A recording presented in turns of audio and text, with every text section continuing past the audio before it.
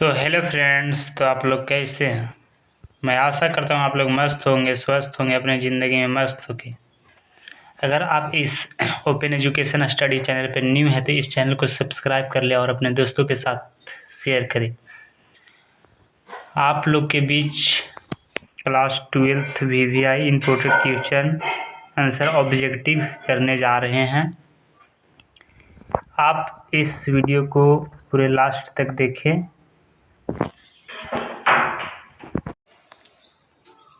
और इस चैनल को सब्सक्राइब करना ना भूलिएगा।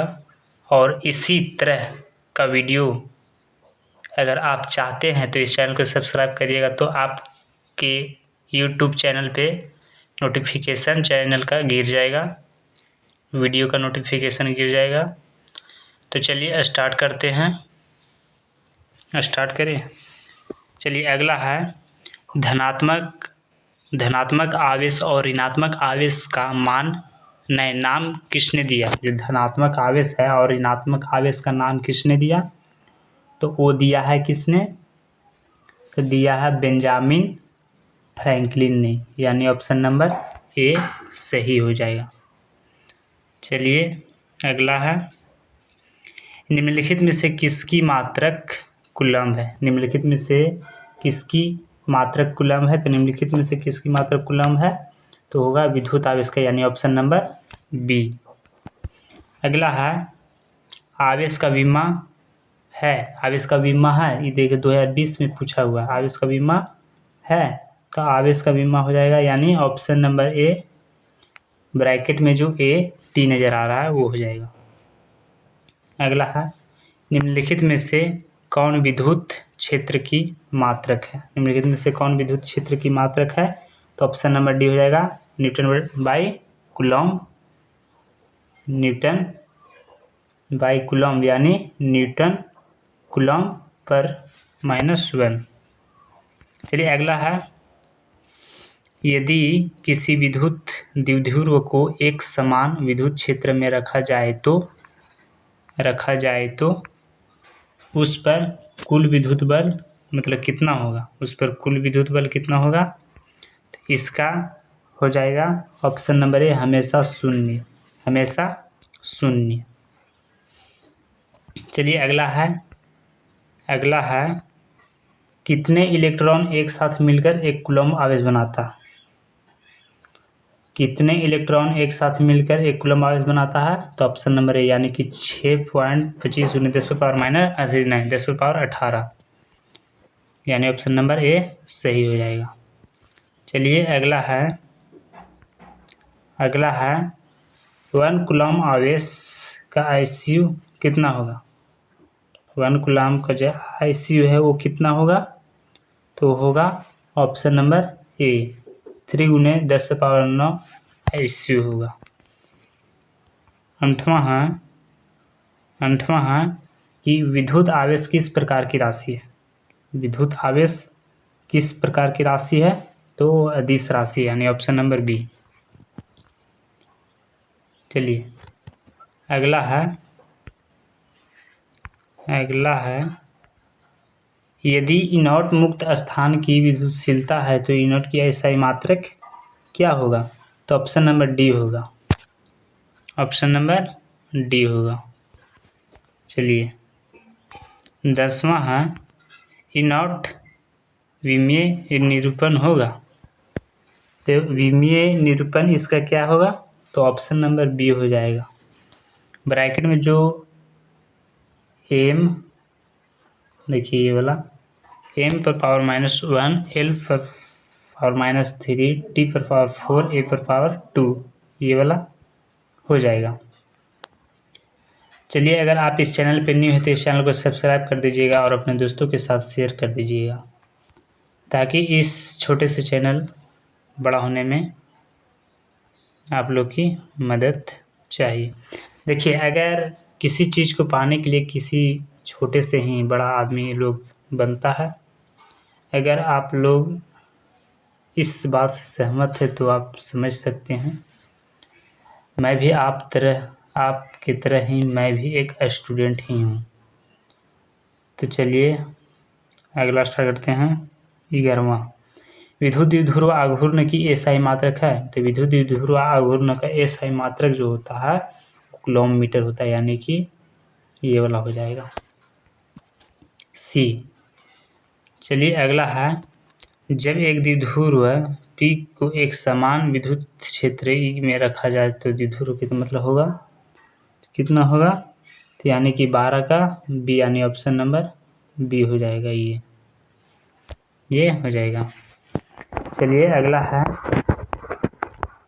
कूलॉम बल है, कूलॉम बल है, तो कूलॉम बल जो है क्या है, तो कूलॉम बल केंद्रीय बल भी है और विद्युत बल भी है, यानी ऑप्शन नंबर सी, ए और बी दोनों हो जाएगा। चलिए अगला है, एक कूलॉम आवेश में इलेक्ट्रॉनों की संख्या होती है, तो एक कूलॉम आवेश में इलेक्ट्रॉनों की संख्या कितनी होती है, तो ऑप्शन नंबर ए हो जाएगा 6.25 × 10⁻18। चलिए अगला है, किसी निकाय का कुल आवेश सदैव संरक्षित रहता है, किसी निकाय का कुल आवेश सदैव संरक्षित रहता है, तो ऑप्शन नंबर ए हो जाएगा आवेश के संरक्षण के अनुसार, आवेश के संरक्षण के अनुसार। चलिए अगला है, एक प्रोटॉन पर आवेश होता है, एक प्रोटॉन पर आवेश होता है, तो एक प्रोटॉन पर आवेश होता है 1.6 × 10⁻−19 कूलॉम। चलिए अगला है, एक समान, रुकिए, एक समान रूप से आवेशित अनंत समतल चादर के कारण विद्युत क्षेत्र क्या है, तो ऑप्शन नंबर ए हो जाएगा, ऑप्शन नंबर ए हो जाएगा, देखिए ऑप्शन नंबर ए हो जाएगा, ई बराबर σ/2 E0।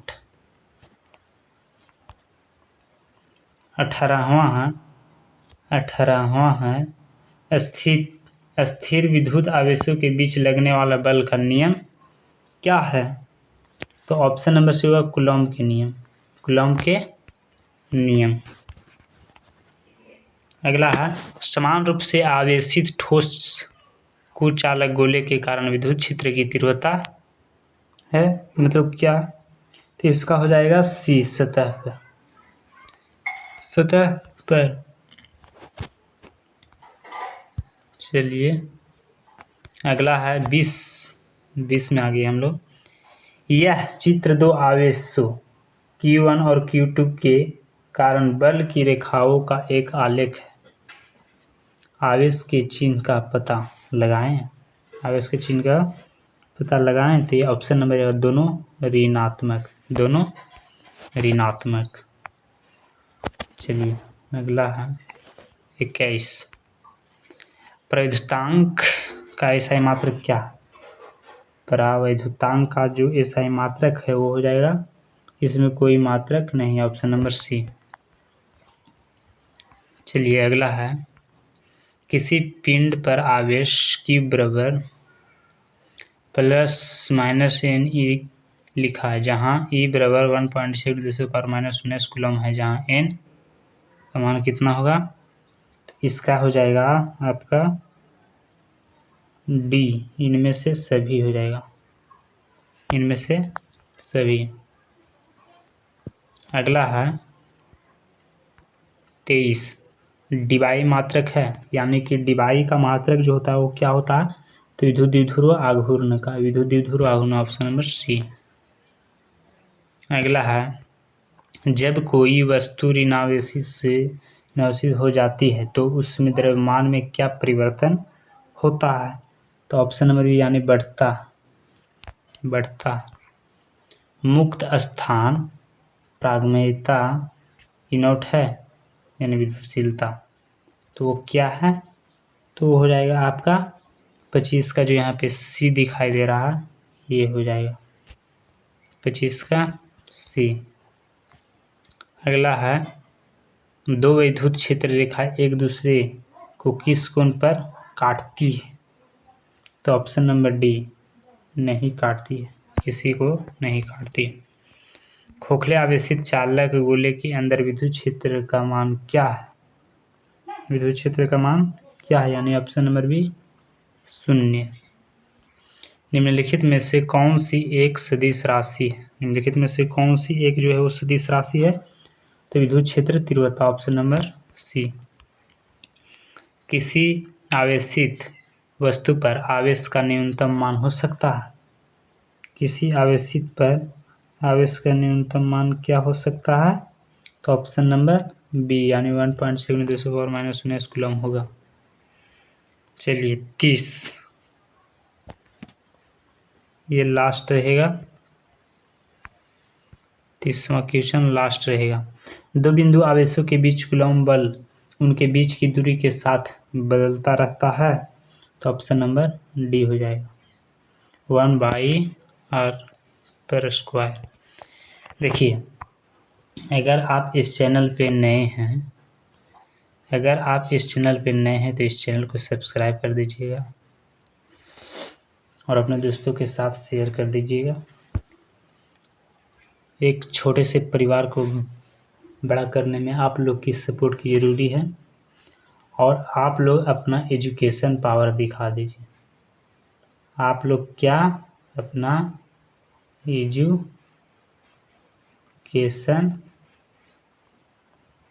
पावर दिखा दीजिए। एजुकेशन पावर मतलब, मेरे कहने का मतलब ये है कि एजुकेशन पावर यानी एजुकेशन चैनल को आप लोग सब्सक्राइब कर दीजिए। तो चलिए वीडियो पॉज करते हैं।